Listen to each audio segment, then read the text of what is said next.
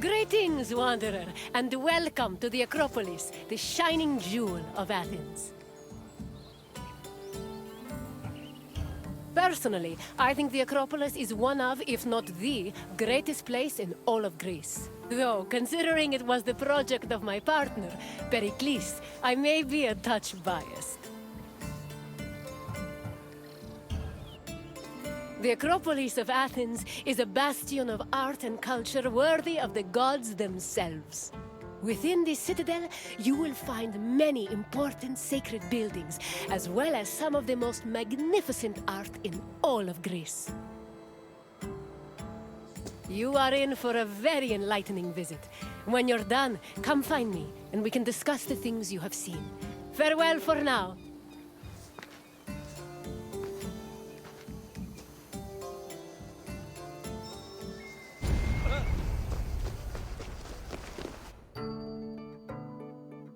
The Acropolis has gone through many changes in its long history. It began as a simple rock, was settled as early as the Neolithic period, and then became a fortress in the Mycenaean period. Stone buildings started appearing in the 7th century BCE. But the famous structures whose ruins remain visible today date mainly from a period of construction in the 5th century BCE. The location of the Acropolis is closely tied with Athens' foundation myth. Supposedly, it was the site where Athena and Poseidon competed for the city's patronage. This connection gave the Acropolis a sacred aura, and it was considered the religious heart of the city.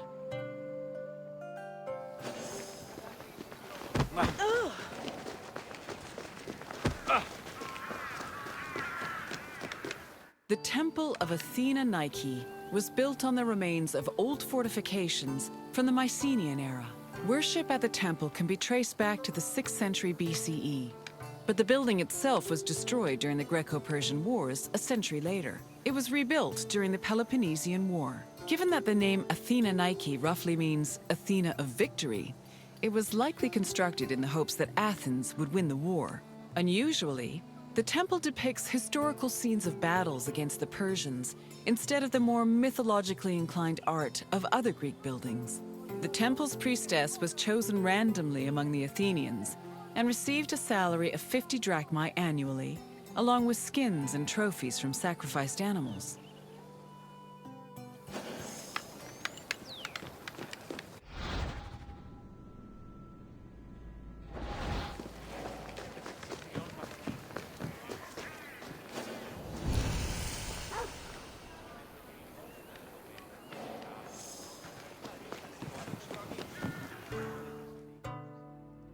The Acropolis was built up over a long period, due in no small part to its partial destruction during the Greco-Persian Wars.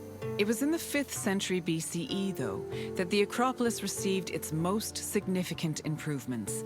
This period was an extremely prosperous time for Athens, both financially and culturally. With a booming economy bolstered by trade and the Lavrion silver mines, Pericles, the leader of Athens, financed a huge project to rebuild the citadel. He enlisted the help of renowned artists, like the sculptor Phidias, as well as the architects Iktinos and Callicrates. Together, they erected buildings like the Parthenon and the Propylaea Gateway. Pericles' goal was to make the Acropolis into a glorious monument to the gods and to mortal Athenians.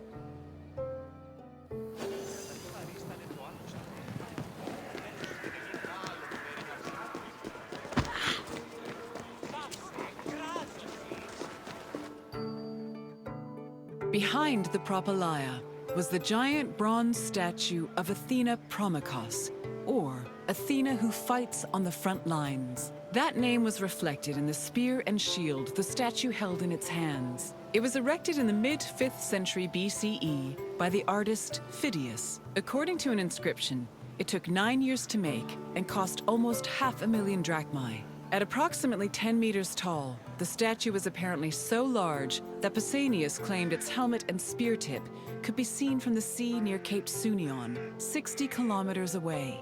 The ornamentation on the statue's shield was engraved by the metalsmith Mies.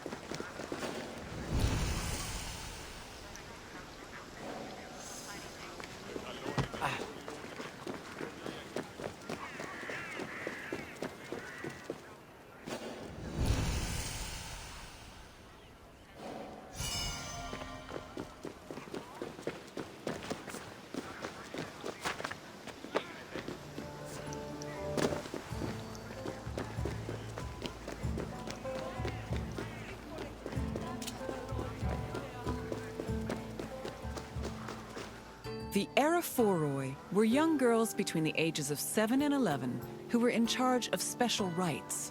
A list of 4 girls was drafted by the Assembly of Citizens, from which the High Magistrate, the Archon Basileus, chose 2 to serve as Akrophoroi for the year. The girls lived in a house on the Akropolis. They were in charge of carrying sacred objects and weaving the peplos of Athena. The peplos was a sacred robe offered to Athena during Panathenea, a festival held in her honor.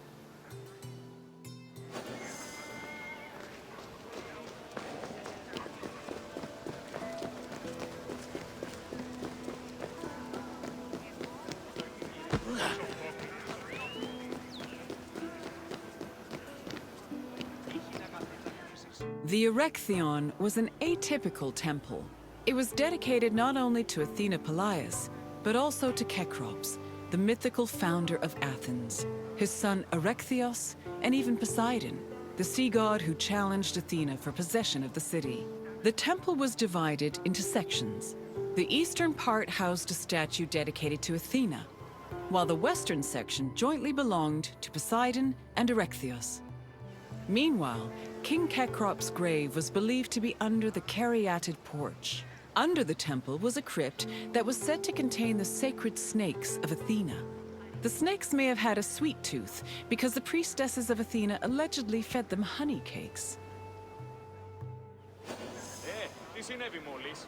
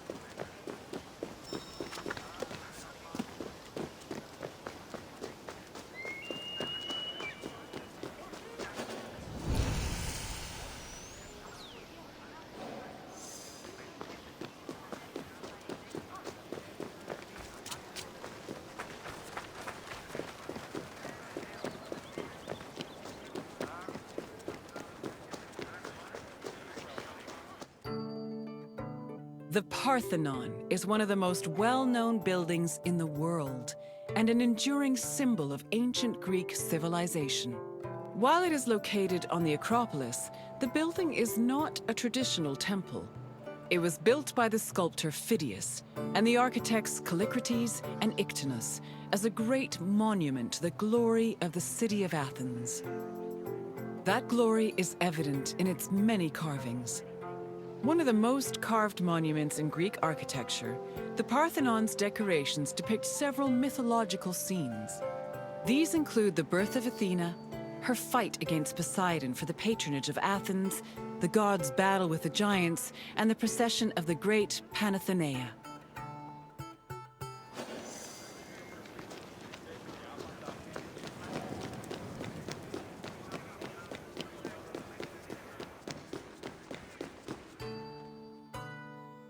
The Parthenon's inner chamber, or cella, contained a massive statue of Athena that was considered to be one of the sculptor Phidias's greatest masterpieces. The statue was chryselephantine, a combination of gold and ivory. To justify the steep cost of its construction, Pericles told Athenians that the statue was a gold reserve, which could be disassembled in times of economic distress. The cella also allegedly contained a pool, whose main purpose was to control the room's humidity, which helped preserve the statue's ivory.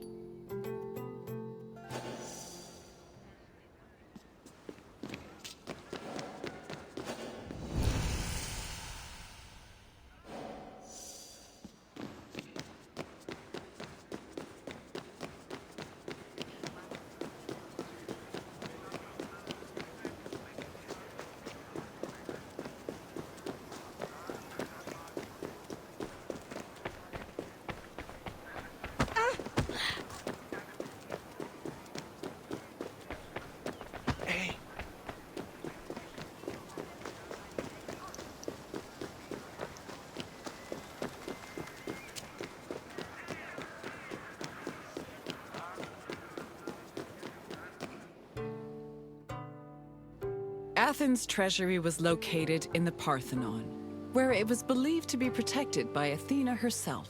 The treasury contained objects of great value, acquired from different conquests, as well as a mass of minted silver coins and various offerings to Athena.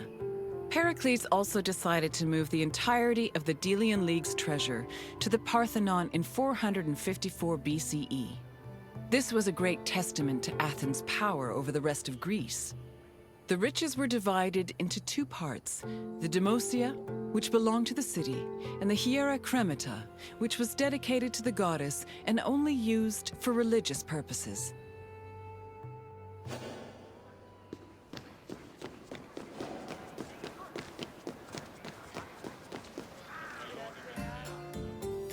And what did you think of the Acropolis?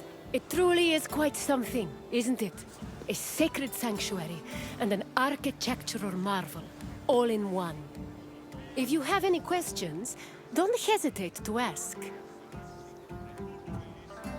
As you wish. Hopefully we will see each other again soon.